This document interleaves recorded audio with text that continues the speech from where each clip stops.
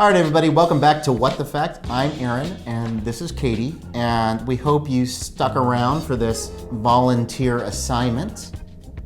Okay. Because we are going to Tennessee to do some fact-checking. This is a race that probably many people didn't think would be competitive when you just think of the landscape of national politics, but a former Democrat governor, Bill Bredesen, has kind of come out of political retirement to challenge Marsha Blackburn, a pretty conservative Republican, for a Senate seat that had been held by Bob Corker. Bob Corker is retiring. So this is a race that I think a lot of people see as potentially pretty close. Yeah, so Bredesen and Blackburn had a debate recently where they did not seem to be friends.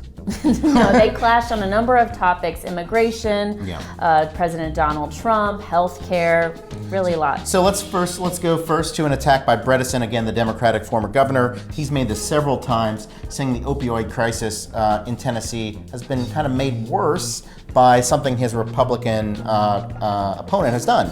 He claimed that Marsha Blackburn, at the behest of the pharmaceutical industry, co-sponsored a law that weakened the DEA enforcement against drug distribution companies. Is that true? Let's find out.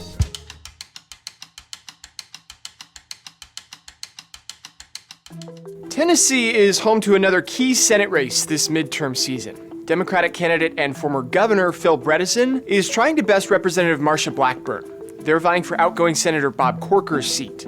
The race is super close. A key issue in Tennessee is the opioid crisis. Recently, Bredesen claimed Blackburn backed a law that didn't help the problem. The law weakened DEA enforcement on doctors and companies that peddled narcotics to the black market.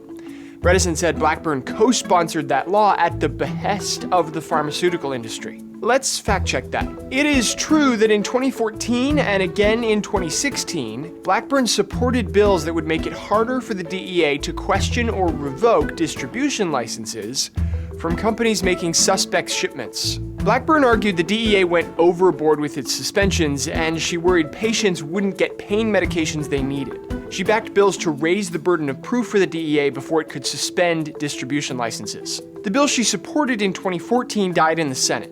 A revised version passed both chambers in 2016 and became law. It is also true that major drug distribution companies spent almost $1.3 million lobbying for the changes Blackburn proposed. It's also true that drug distribution companies' campaign donations to Blackburn rose while she was fighting for the changes. It was late last year when the Washington Post and 60 Minutes worked together on a report detailing backroom negotiations on the 2016 bill. It also highlighted hundreds of millions in lobbying expenses from drug distributors aimed at making the changes reality. After that report, the Justice Department recommended the law be rolled back.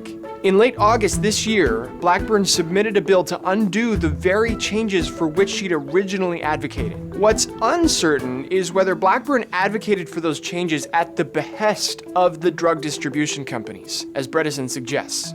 It's not clear what motivated Blackburn's advocacy. All right, Katie, so take us through this claim from Bredesen attacking Blackburn. Again, the idea here is that she weakened DEA enforcement efforts in a way that could make the opioid crisis worse. So what did we find on the Truth-O-Meter?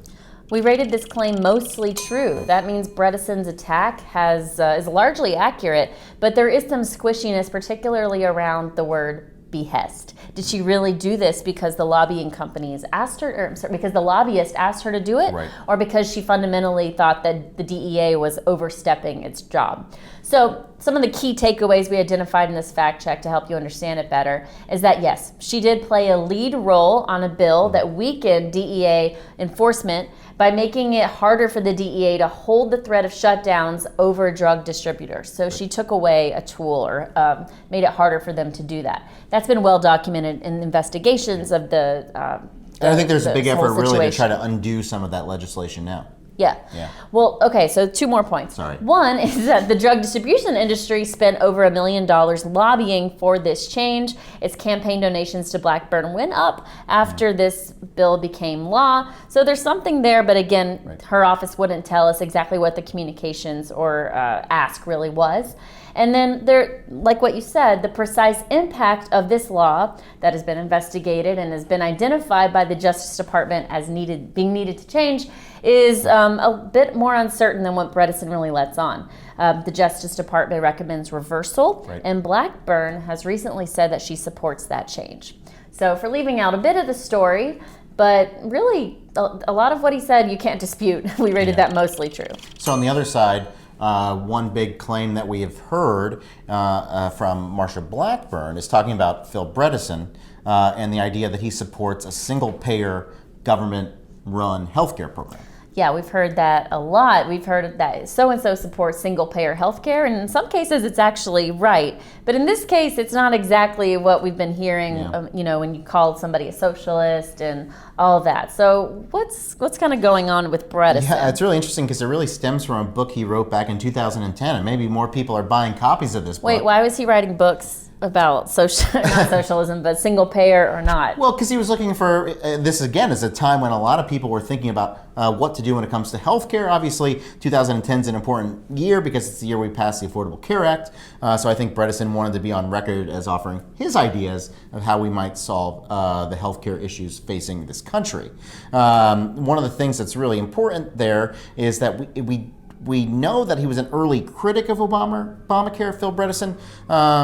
And he actually had his own ideas. He was a healthcare executive, so he felt like he was in the thick of the industry and could maybe call out the reforms that were needed better than the politicians. Yeah, exactly. But okay, so let's break this down a little bit. Single payer, Single-payer, that's the critique, and it doesn't really hold up when you kind of really examine Bredesen's own words, right? Now, he did use once the term single payer. He said, single payer, the federal government collecting the money and then turning it over. I mean, that's what I think actually we should do. So he said That's that on the record. On the record, October 20th, 2010.